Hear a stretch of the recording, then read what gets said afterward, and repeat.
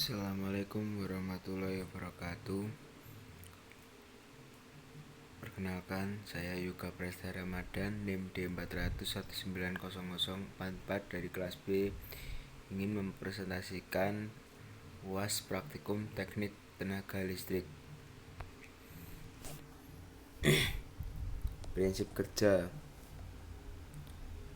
Yang pertama, generator sinkron. Generator sinkron merupakan kumparan medan yang ada pada rotor dihubungkan ke sumber eksitasi yang akan memberikan suplai arus listrik searah atau DC terhadap kumparan medan.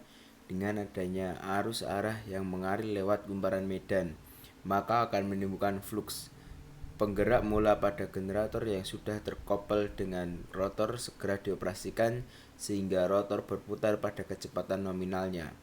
Perputaran yang ada pada rotor memutar medan magnet yang dihasilkan oleh kumparan medan.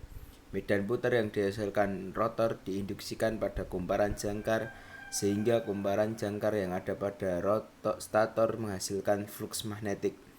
Fluks tersebut bisa berubah-ubah besarnya terhadap waktu.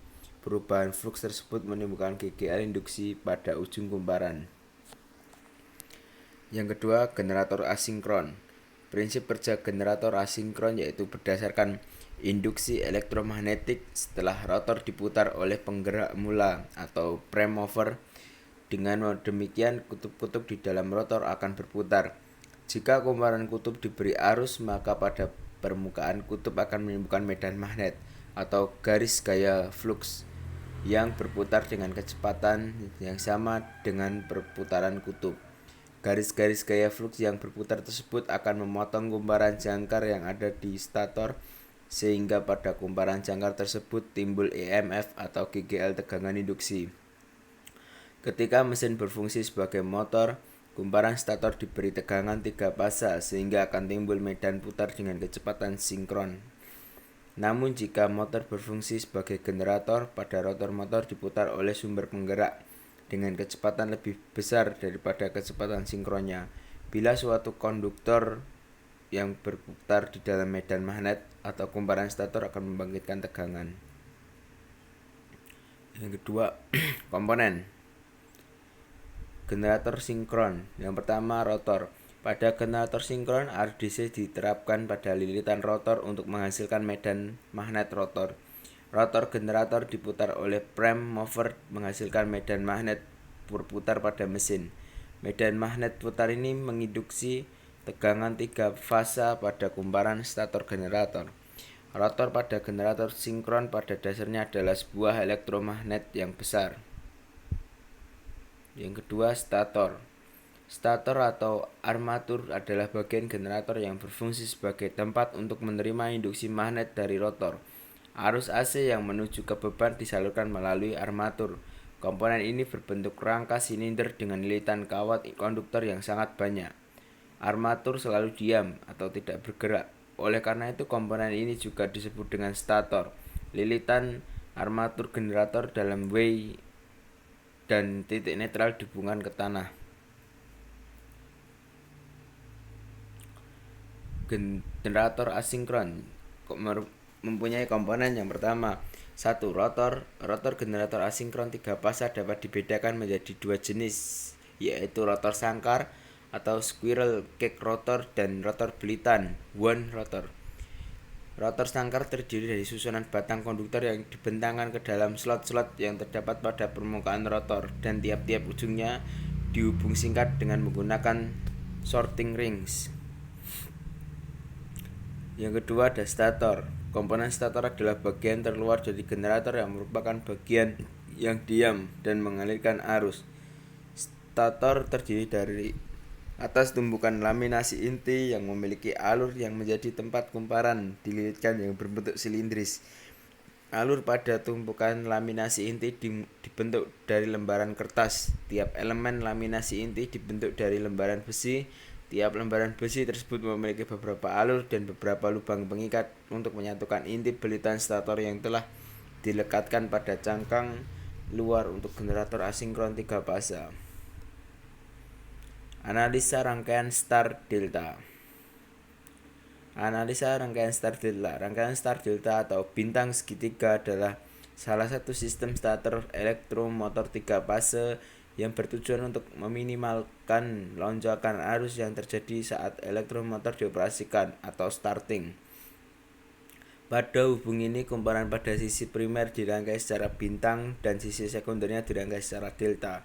Umumnya digunakan pada trafo untuk jaringan transmisi di mana tegangan nantinya akan diturunkan atau step down. Contoh soal sebuah penghantar listrik dilalui arus listrik 3A. Penghantar ini berbentuk kumparan yang melilit sebuah inti besi sebanyak 1000 lilitan. Inti besi yang dililit panjangnya 10 cm dengan luas penampang 16 cm persegi dengan permeabilitas bahan 0,02. Tentukanlah yang pertama kuat intensitas medan magnet pada inti, yang kedua kuat medan atau rapat flux pada inti.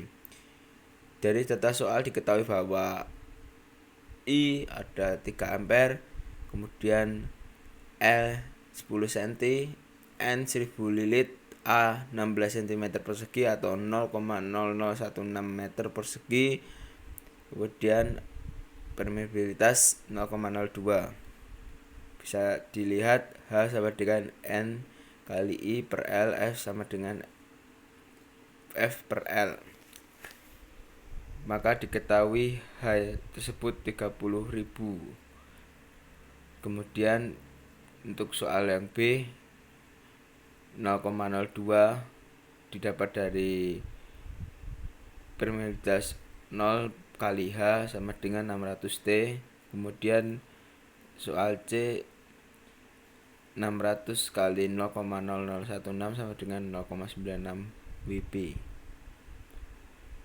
Penggunaan generator dalam pembangkit listrik.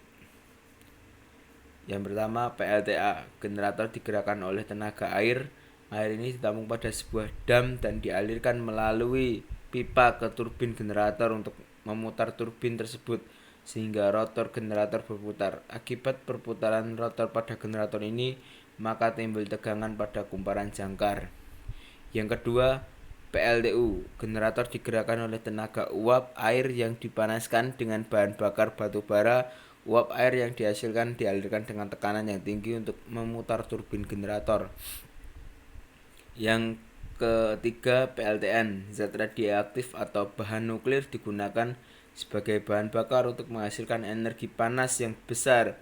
Reaksi nuklir yang terjadi pada PLTN dikontrol oleh bahan moderator atau air biasa, air berat, atau grafit, sehingga proses pelepasan energi karena reaksi nuklir dapat dikendalikan.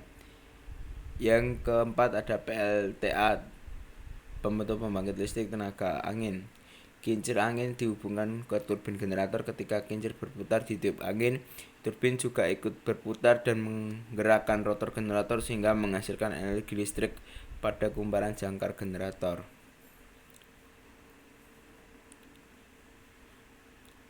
Oke, mungkin itu saja yang dapat saya sampaikan mengenai UAS Praktikum Teknik Tenaga Listrik. Sekian dari saya, terima kasih. Wassalamualaikum warahmatullahi wabarakatuh.